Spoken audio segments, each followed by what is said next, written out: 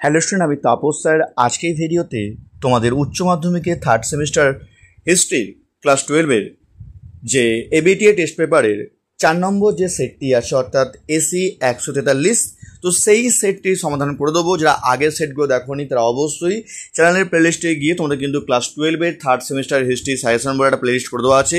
সেখানে তোমাদের chapter wise তোমাদের শেষ মুহূর্তের সাজেশন এরকম প্রায় যাবতীয় ভিডিও আপলোড করে দেওয়া আছে। যারা দেখোনি তারা কিন্তু অবশ্যই গিয়ে চ্যানেলের প্লেলিস্টটিকে দেখে নিতে পারো। আর সে এখনও চ্যানেলটিকে সাবস্ক্রাইব করনি, অবশ্যই চ্যানেলটিকে সাবস্ক্রাইব করে রেখো এরকম ভিডিও সবার আগে পাওয়ার জন্য। তো দেখো তোমাদের প্রথম প্রশ্ন, অল বিরোনি ছিলেন একজন, অপশান বি আরবীয় পণ্ডিত। মার্কো পোলোর মুখে তার ভ্রমণ বৃত্তান্ত শুনে তা লিপিবদ্ধ করেন কে? Rustichello. নেক্সট, কাকে দ্য ট্রাভেলার অফ ইসলাম বলে অভিহিত করা? এটা খুব ইম্পর্টেন্ট প্রশ্ন, স্টার মার্ক প্রশ্ন বলতে পারো। ইবন বতুতাকে।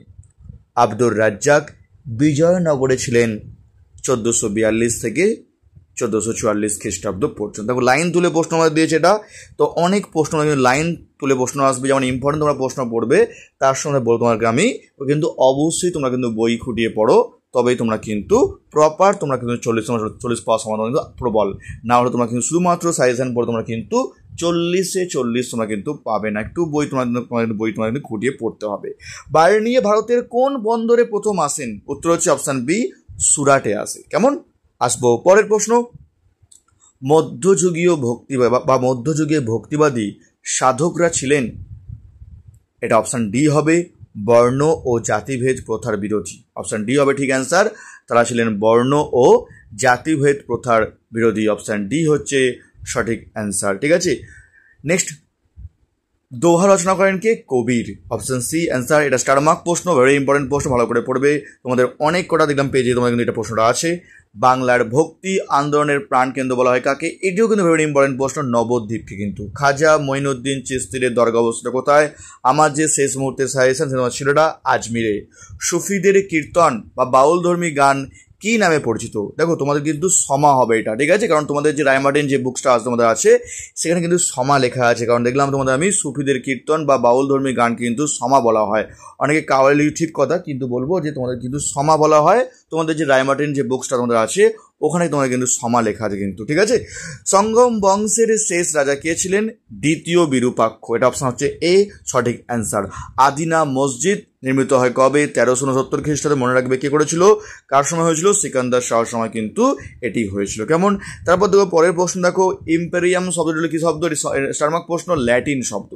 মুর্শিদ কুলি খান কবে বাংলার দেওয়ান হিসেবে নিযুক্ত হন? 1700 খ্রিস্টাব্দে। দস্তক কথাটির অর্থ কি? ছাড়পত্র। তো অপশান সিতে আছে বাণিজ্যিক ছাড়পত্র। ম্যাঙ্গালোরের সন্ধি স্বাক্ষরিত হয় কবে? অপশান সি 1784 খ্রিস্টাব্দে কিন্তু এই ম্যাঙ্গালোরের সন্ধি কিন্তু স্বাক্ষরিত হয়। তারপর দেখো নতুন বিশ্ব নামকরণ করেন কে? এটাও কিন্তু অনেকবার এসেছে প্রশ্নটি, আমেরিকো ভেসপুচি। ক্যান্টন বাণিজ্যের অবসান ঘটে কবে? 1842 খ্রিস্টাব্দে। মনে রাখবে এই সময় কিন্তু নানকিংয়ের সন্ধি হয়েছিল, আর নানকিংয়ের সন্ধির মধ্যে দিয়ে কিন্তু ক্যান্টন বাণিজ্য কিন্তু অবসান ঘটে। এটা কিন্তু চীনের সময় কিন্তু ইংল্যান্ডের হয়েছিল, এটা তোমরা কিন্তু মনে রাখবে, ঠিক আছে। শেষ চার্টার অ্যাক্ট বা সনদ আইন পাস হয় কবে? 1853 খ্রিস্টাব্দে কিন্তু শেষ চার্টার অ্যাক্ট বা সনদ আইন পাস হয়েছিল। কেমন? ব্রিটিশ শাসন ব্যবস্থার তৃতীয় স্তম্ভ ছিল কোনটি? অপশান এ হচ্ছে পুলিশ বিভাগ হচ্ছে ব্রিটিশ শাসন ব্যবস্থার তৃতীয় স্তম্ভ, ঠিক আছে। নেক্সট, চিরস্থায়ী বন্দোবস্ত প্রথম প্রস্তাব ছিলেন কে? Lord Cornwallis. মনে রাখবে চিরস্থায়ী বন্দোবস্ত 1793 খ্রিস্টাব্দ। মানে করোনা ছিল প্রশ্নটা। ভারতীয় রেলপথের জনক হলেন কে? লর্ড ডালহৌসি। মনে হয় ভারতের রেলপথ ব্যবস্থা কিন্তু 1853 খ্রিস্টাব্দে কিন্তু রেলপথের কিন্তু প্রবর্তন হয়েছিল, ঠিক আছে। কি বললাম? আর তোমরা এখনও চ্যানেলটিকে সাবস্ক্রাইব করনি, অবশ্যই চ্যানেলটিকে সাবস্ক্রাইব করে রেখো এরকম ভিডিও সঙ্গে পাওয়ার জন্য। আর যারা আগের ভিডিও দেখোনি তোমার প্লেলিস্ট করে দেওয়া আছে third semester history political science class 12-এর সাজেশন 2025 বলে, সেখানে তোমরা যাবতীয় তোমরা কিন্তু হিস্ট্রির ভিডিও তোমরা কিন্তু পেয়ে যাবে। যারা দেখোনি অবশ্যই তোমরা কিন্তু পারলে দেখে নিও। যারা এখনও চ্যানেলটিকে সাবস্ক্রাইব করনি অবশ্যই চ্যানেলটিকে সাবস্ক্রাইব করে রেখো। নেক্সট দেখো পরের প্রশ্ন, দেখো ভারতে গঠিত প্রথম চা কোম্পানি কোনটি? অসম কোম্পানি। অপশান এ হলো সঠিক অ্যান্সার, ঠিক আছে। মনে রাখবে এই প্রশ্নের উত্তর হচ্ছে ডাই, ঠিক আছে। নেক্সট, আর মনে রাখবে যে 1839 খ্রিস্টাব্দে কিন্তু এই অসম কোম্পানি প্রতিষ্ঠা হয়েছিল, ঠিক আছে। ওয়ালচাঁদ বা হীরাচাঁদ যে শিল্পের সাথে যুক্ত ছিলেন তাহলে কোন শিল্প? জাহাজ নির্মাণ কিন্তু, হ্যাঁ, এটা তোমাদের স্টার মার্ক প্রশ্ন, পরীক্ষা আসে কিন্তু। বার্ন নিয়ে প্রায় কতবার বাংলাদেশ ভ্রমণ করে গেছিলেন? 2 বার। নব্য সাম্রাজ্যবাদের নতুন রাষ্ট্র দর্শন প্রচার করেন কে? লেনিন। কেমন? স্তম্ভ মেলাও, যেখানে তোমার টেকনিক অ্যাপ্লাই করব আমরা কিন্তু সব না জানলেও 2টি প্রশ্ন কনফার্ম জানলে কিন্তু আমাদের অ্যান্সার কিন্তু হয়ে যাবে। দেখো আমরা শিখ জানি কি? গুরু গোবিন্দ সিং একজন ছিলেন শিখ, ঠিক আছে, প্রবর্তক মানে শিখদের একজন ধর্মগুরু ছিলেন গুরু গোবিন্দ সিং। তো 4-এর সঙ্গে এ দেখবো কোথায়?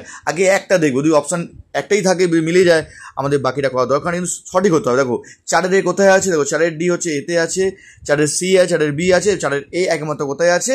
না অপশান সিতে। আমাদের কিন্তু আর পরের অ্যান্সার করার দরকার নেই, ঠিক আছে। অপশান হচ্ছে সি হচ্ছে সঠিক অ্যান্সার। কারোর যদি মনে হয় আর একটা তোমরা কিন্তু মিলে নিতে পারো, ঠিক আছে। অপশান সি এইভাবে তোমরা করবে, অনেকটা তোমাদের কিন্তু সময় বেঁচে যাবে। তোমাদের বিবৃতির যে প্রশ্নগুলো তোমাদের আছে সেখানে তোমরা সময় লাগাতে পারো, এখানে তোমাদের কিন্তু সময়টা তোমাদের কিন্তু শর্টকাট তোমাদের করতে হবে। নেক্সট দেখো স্তম্ভ মেলাও কি আছে? পাঁচশালা বন্দোবস্ত কবে হয়? 1772 খ্রিস্টাব্দে, ঠিক আছে। তো দেখো অপশান 1-এর সঙ্গে সি কটা আছে? দেখো 1-এর সি কোথায় আছে? দেখো অপশান এতে আছে এবং দেখো অপশান ডিতে আছে, ঠিক আছে। তো দেখো তোমাদের বি আর সি তোমাদের কিন্তু বাদ চলে গেল, ঠিক আছে। তো এইভাবে তোমাদের কিন্তু কমে গেল, অপশান কমে গেল এবং তোমাদের কিন্তু তারপর দেখো পরেরটা দেখো একশালা বন্দোবস্ত কবে হয়েছিল? 1772 খ্রিস্টাব্দে। দেখো 3-এর সঙ্গে কার আছে? এর দেখো 3-এর সঙ্গে আছে, আবার তোমাদের ডিএসও 3-এর আছে। এখানে কিন্তু আর একটা প্রশ্ন করতে হবে, যেটা হচ্ছে হেস্টিংসের বারওয়েল কবে হয়েছিল? তোমার কিন্তু আমরা করেছি যে ফ্রান্সিস মিনিট করে কবে? 1776 খ্রিস্টাব্দে। 4-এরটা হচ্ছে বি। কোথায় 4-এর বি? অপশান এতে আছে। অপশান এ হচ্ছে সঠিক অ্যান্সার, ঠিক আছে কি বললাম।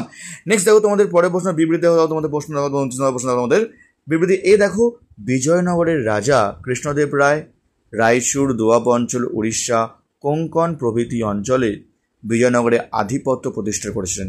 এটা একদম সঠিক উত্তর। নেক্সট, কৃষ্ণদেব রায় ছিলেন সুযোদ্ধা এবং বিজয়নগরের শ্রেষ্ঠ সাম্রাজ্যবাদী শাসক। এটাও সঠিক উত্তর। তার মানে এ এবং আর দুটি ঠিক। অপশান ডি হচ্ছে সঠিক অ্যান্সার। নেক্সট দেখো বিবৃতি এ দেখো পরের প্রশ্ন দেখো পোপ ষষ্ঠ আলেকজান্ডার এক বুল বা নির্দেশনামা জারি করেন, এগুলো বুলের নির্দেশনামা, এটাও সঠিক। সামুদ্রিক অভিযান নিয়ে পর্তুগাল ও স্পেনের মধ্যে তীব্র বিরোধ দেখা দেওয়ায় তিনি এক নির্দেশ জারি করেছিলেন। তো এটাও কিন্তু সঠিক অ্যান্সার। এ এবং আর দুটি কিন্তু ঠিক হবে। অপশান সি হচ্ছে সঠিক অ্যান্সার। কেমন? তারপর পরে প্রশ্ন দেখো তোমাদের ইবন বতুতার ভারত ভ্রমণকালে দিল্লি ছিল 4টি শহরের সমষ্টি, ঠিক আছে। তো দিল্লি দেখো কি আছে? হিন্দুদের তৈরি হচ্ছে পুরনো দিল্লি, আলাউদ্দিন তৈরি হচ্ছে সিরি, এবং গিয়াসউদ্দিন তুগলক তৈরি হচ্ছে কি? তুগলকবাদ। আর মোহাম্মদ বিন তুগলক তৈরি হচ্ছে কি? জাহানপনাহ। কেমন? অপশান এ হচ্ছে সঠিক অ্যান্সার। কেমন? তারপর দেখো তোমাদের পরে প্রশ্ন দেখো 4টি দেখে সঠিক তথ্য নির্বাচন করো। তো কি হবে? ঔপনিবেশিক ভারতীয় সমাজ শিল্পায়নের ইতিবাচক প্রভাব কি? শ্রমিক ও মালিক শ্রেণীর কিন্তু একটা উদ্ভব হয়েছিল, ইতিবাচক প্রভাব। অপশান ডি হচ্ছে সঠিক অ্যান্সার। কেমন? এবার দেখো ঘটনাক্রম অনুযায়ী সাজাও। কি আছে? দেখো চিশতি সম্প্রদায়, ফিরদৌসি সম্প্রদায়, নকশাবন্দিয়া সম্প্রদায় এবং আছে কি? সুরাবদ্দি সম্প্রদায়। চিশতির সম্প্রদায় কিন্তু উদ্ভব হয়েছিল 1141, ঠিক আছে। আর সুরাবদ্দি হচ্ছে 1170। তার মানে একেরটা একদম ফার্স্টে কোথায় দেখো? একেরটা কিন্তু একদম আছে, কিন্তু একেরটা এতেই আছে কিন্তু, আর কোথাও কিন্তু নেই। এরকম ভাবে তুমি মেলাতে পারো, করতে পারো। 2-এর দেখো মানে কি 4 নম্বর হচ্ছে 1170, তারপরে কিন্তু আছে তোমার 4-এরটা হচ্ছে 1-এর পর 4। তারপর কি আছে? ফিরদৌসি হচ্ছে 2-এরটা হচ্ছে 3 নম্বরে হবে, আর লাস্টেরটা আছে 3 নম্বরে লাস্টে হবে। তার মানে অপশান এ হচ্ছে সঠিক অ্যান্সার। নেক্সট, হুসেন শাহী বংশের পতন হয় কবে? 1538। ইলিয়াস শাহী বংশের পতন 1487। রাজা গণেশের বংশপতন হয় 1442 খ্রিস্টাব্দে। হাফসেশনের অবস্থান ঘটে কবে? 1493 খ্রিস্টাব্দে। তারপর 3-এর ট্যাগের কোথায় আছে দেখো? বিতে আছে এবং ডিতে আছে। তারপর দেখো কি আছে? নেক্সট দেখো 1487 আছে। কি আছে? 2-এরটা দেখো আছে বি নম্বর অপশন দেখো। তার মানে কি অপশন বি হচ্ছে সঠিক অ্যান্সার, ঠিক আছে। নেক্সট আসবে তোমাদের 35 প্রশ্ন। তোমাদের কি আছে? রামানন্দের শিষ্য হলেন কে? রবিদাস, কবির আর সাধন। সঠিক মানে 3টে আছে, আর অপশান 3-এরটা হচ্ছে ভুল। মানে 3-এর ভুল কোথায় দেখো? 3-এর ভুল এরকমভাবে করতে পারো, তোমরা ভুলটা বার করবে। এইসব অ্যান্সার তোমার কী করবো সবসময়? ভুলটা বার। ভুল কি দেখো? 3-এর ভুল কোথায় আছে? একমাত্র দেখো সিটেই আছে। তোমার এটাই হচ্ছে তোমার সঠিক অ্যান্সার। নেক্সট দেখো ঠিক ভুল না দেখো তোমার কি আছে? আলীনগরের সন্ধি অনুযায়ী ইংরেজরা কি কি অধিকার লাভ করে? ফার্স্ট, কলকাতায় দুর্গ নির্মাণের অধিকার, এটাও ঠিক। নিজস্ব টাকসা তৈরির অধিকার, এটাও ঠিক। নিজস্ব নামাঙ্কিত মুদ্রা অধিকার, এটাও ঠিক। বিনা শুল্কে বাণিজ্যের অধিকার, এটাও ঠিক। অর্থাৎ সবকটাই কিন্তু ঠিক। সত্যি আনসার কী হবে? ডি হবে সঠিক অ্যান্সার। তারপর দেখো তোমাদের একটা ছক তোমাদের দেওয়া আছে, সিন মতো বলতে গেলে তোমাদের কিন্তু একটা গল্প দেওয়া আছে, সেখান থেকে তোমাদের কিছু প্রশ্ন দেওয়া আছে, এরকমভাবে তোমাদের করতে হবে। তো ওখানে প্রশ্ন কী আছে? কে পলাশী পরবর্তীকালকে নীললজ্জ নোলটনের যুগ বলে অভিহিত করেছে? দেখো রাখতে পারি। দেখো ঐতিহাসিক পার্সিভাল স্পিয়ার পলাশী যুদ্ধের পরবর্তীকালকে প্রকাশ্য ও নির্লজ্জের নোলটনের যুগ বলে অভিহিত করেছে। তাহলে উত্তর হচ্ছে কি? Percival spear. সাঁইত্রিশ উত্তর হচ্ছে কি? Percival spear. লাস্ট দেখো তোমার কি আছে? 38 নম্বর দেখো, পলাশীর লুণ্ঠন কথা উল্লেখ করেছেন কে? Brooks Adams. দেখো তোমরা দেখতে পাচ্ছ ইউরোপীয় গবেষক ব্রুকস অ্যাডামস, একে পলাশীর লুণ্ঠন অভিহিত করেছেন কে? Brooks Adams. ঠিক আছে, তো অপশন হচ্ছে সি হচ্ছে সঠিক অ্যান্সার। ঠিক আছে, নেক্সট দেখো পরের প্রশ্ন দেখো 39 দেখো, দ্বিতীয় দেবরায়ের আমলে একাধিক বিদেশি পর্যটক কিন্তু বিজয়নগরে আসেন। একাধিক বলতে গেলে তোমরা কিন্তু একের অধিক বলতে গেলে তোমরা কিন্তু এখানে দুজনে এসেছিল কিন্তু, তার মানে অপশান এ হচ্ছে কিন্তু সঠিক অ্যান্সার।